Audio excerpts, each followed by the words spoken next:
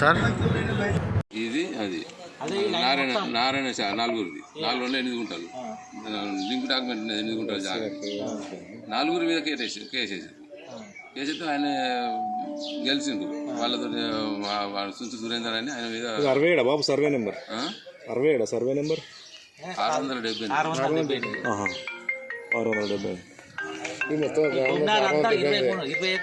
ఈ మొత్తం అంతా మీరేంటి మీడియాలో అదే అన్నాడు. ఇంకా వీళ్ళు 5 అయితే వాళ్ళు కూడా వెళ్ళిపోతున్నారు. ఇక వీళ్ళు మొత్తం పోలీసులు ఉన్నారు. అది కోర్టు నుంచి వచ్చిన మనిషి ఉన్నాడు. కూర్చో బాబు నువ్వు కూర్చో అని నన్ను కుదిరబెట్టారు. ఈ కూలగొట్టమని ఇచ్చింది మాకు. ఇక పోలీసు బందోబస్తు తోటి వచ్చినాం మేము. ఇక మాకు కూడా పోలీసు ఇచ్చారు అని చెప్పిండు. చెప్పి అయితే లోపలికి నువ్వు చదువు అని వాళ్ళే లుంగీలు బట్టలు వేసి మొత్తం సామాన్ అంతా అందులో పడేసారు. ముళ్ళలు కట్టుకుంటా తీసుకొచ్చి సామాన్ అంతా మరి మీరు అందులో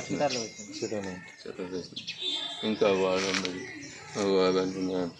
అంత అంగడంగా చేసారు. రోడ్ మీద పడేసారు.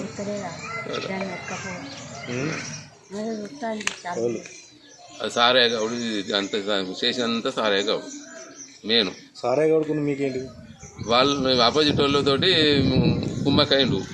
ఇక అయ్యి నేనున్నా నీకు ఎందుకు నేను చేస్తా కదా నేను కొన్నా అని చెప్తాను కబ్జా చేసుకున్నామట మేము. మరి ఎవరి జాగా కబ్జా పెట్టినామో మరి అది చెప్పాలి. మరి 244 గదాలు మాది, 204 గదాలు వాళ్ళది. ఆ కోర్టు తీర్పు కూడా 204 గదాలు అని ఇదేనా అని చెప్తానట వాళ్ళు. ఇదేనట 204 అంటే మరి ఇంకా 80 గదాలు ఇక్కడ చెప్తాడు.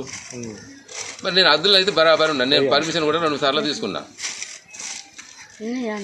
244 పర్మిషన్ ఇచ్చిండు. 2 సంవత్సరాలు ఇంటి పని కడుతున్నావా? కడతానా. ఇవన్నీ గ్రామ పంచాయతీ అప్పుడు మరి స్వర్ణకారులైనటువంటి కష్టం చేసి జీవిస్తూ ఇంతో అంతో చిన్న ఇల్లు కట్టుకున్నందుకు మరి ఆ ఇంటిపై ఏమైనా న్యాయానికి సంబంధించిన కొట్లాటలు ఉండొచ్చు. సరే మరి వీళ్ళు చెప్పేదాని ప్రకారం 240 గజాలు వీళ్ళకు ఉన్నది, 44 గజాలు. వాళ్ళు 204 గజాల మీద మాత్రమే ఆర్డర్ తెచ్చుకున్నారు. ఆ ఆర్డర్ను 10 మందిలో బహిర్గతం చేయాలి. కానీ ఆ ఆర్డర్ను వాళ్ళ జేబులనే పెట్టుకొని ఇదే అని దీన్ని కూల్చడానికి ప్రయత్నం చేసి వాళ్ళ వృద్ధ దంపతులను పండుగ కూడా చేసుకోకుండా కిరాతకంగా నీచంగా ఒక రాక్షసుల మాదిరిగా మెదులుతూ దీంట్లో కొంతమంది ప్రభుత్వోద్యోగులు ఉన్నారని విన్నా, కొంత ప్రతినిధులు విన్నారు అని విన్నా. మరి ప్రజాప్రతినిధి అయినటువంటి సారయ్య గౌడ్ గారు మరి ఎన్ని భూదందాలు చేస్తారు, ఎందుకు చేస్తాడు? ఇప్పుడు రమేష్ గౌడ్ చెప్పినట్టు ఇక్కడనే కాదు, అది అంతర్గాం దగ్గర కూడా అటువంటి దందలే ఉన్నాయి. పోయి ఈయన జిల్లా నాయకుడు అయినట్టు, మరి ఎమ్మెల్యేలకే ఎమ్మెల్యే అయినట్టు ఈయన మాదేవ్పూర్లకు పోయి కూడా మరి అక్కడ భూదందా చేయడానికి ప్రయత్నం చేస్తే మరి గౌరవ మంత్రివర్యులు వారికి చీవాట్లు పెట్టి పంపించడం జరిగింది. నేను ఒకటే చెప్తున్నా, సారయ్య గౌడ్ కానీ ఎవరు కానీ, మీ వలన ఎమ్మెల్యే చెడ్డ పేరు రావద్దు. ఎమ్మెల్యే ఇటువంటి పనులు చేయడం అనేది మాకు ప్రగాఢమైన విశ్వాసం.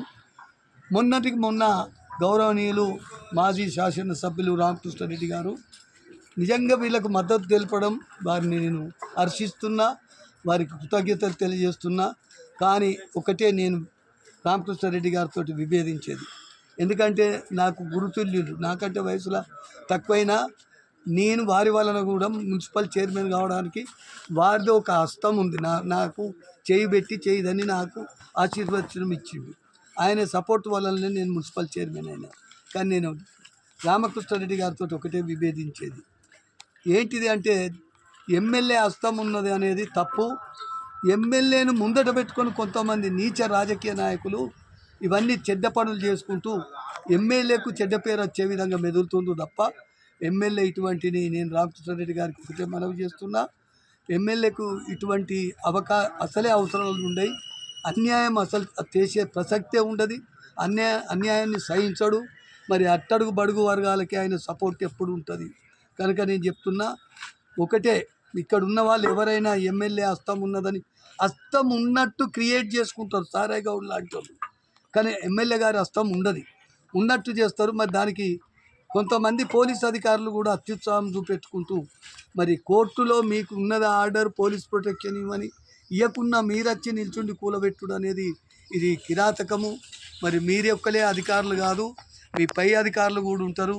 నేను అనుకుంటే ఈ సంఘం నుండి వీళ్ళందరినీ తీసుకొని సిపి గారి దగ్గరికి పోతాం, అవసరం పడితే డీజీపీ దగ్గరికి పోతాం.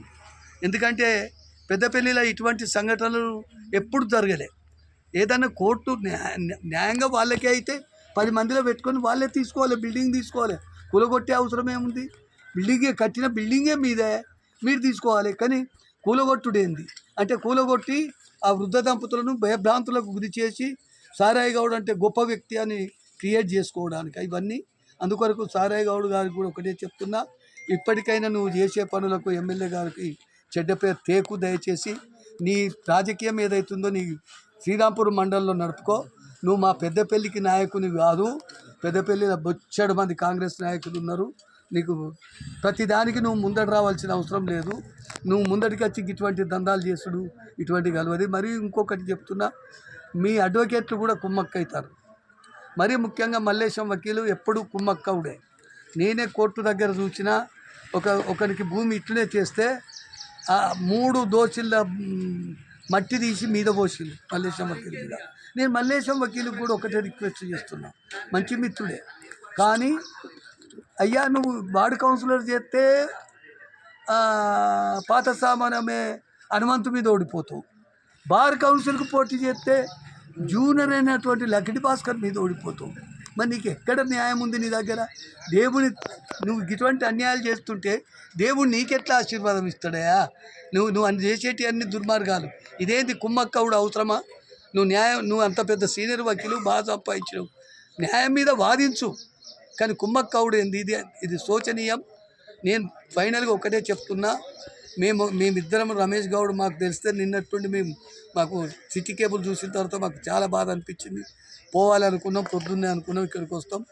మేము పత్రికాముఖంగా ఒకటే చెప్తున్నా, మీకు సత్యనారాయణ గారు మీకు 100% మా సపోర్ట్ ఉంటుంది. వాళ్ళు సారే కాదు, సారే బాపు కాదు, ఎవరు వచ్చినా ఈ ఇంట్లోకి రావాలంటే మీరు కాదు, మమ్మల్ని చంపిన తర్వాతనే వాళ్ళు రావాలి ఇక్కడికి. లేకపోతే ఎంత దూరం అంటే అంత దూరం మీకు సపోర్ట్ చేసి న్యాయం కొరకు సపోర్ట్ చేస్తాం, అన్యాయం కొరకు కాదు. మీది న్యాయం ఉంది. రేపే నేను మున్సిపల్ కమిషనర్ తీసుకొచ్చి ఈ జాగా కొలిపిస్తా.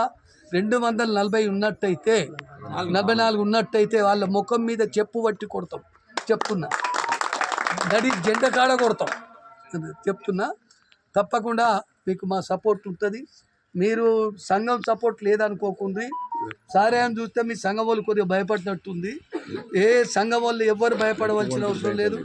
మీకు ముంబాయి గుడి దేవత యొక్క ఆశీస్సులు ఉంటాయి స్వర్ణకారులకు. మీకు తప్పకుండా మీకు న్యాయం గెలుస్తుంది. మీకు తప్పకుండా మీ ఇంటికి ఎవరు రారు. ఎవరు వచ్చినా భయపడద్దాం, అడ్డం పండాలి.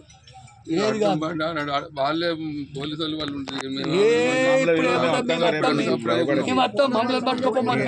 మీ అందరికీ మా సంఘం తరపున కృతజ్ఞతలు తెలుపుతున్నామే. రాజన్న చాలా సంతోషమే, మీకు చాలా కృతజ్ఞతలు తెలుపుతున్నాం మా స్వర్ణకార సంఘం తరపున.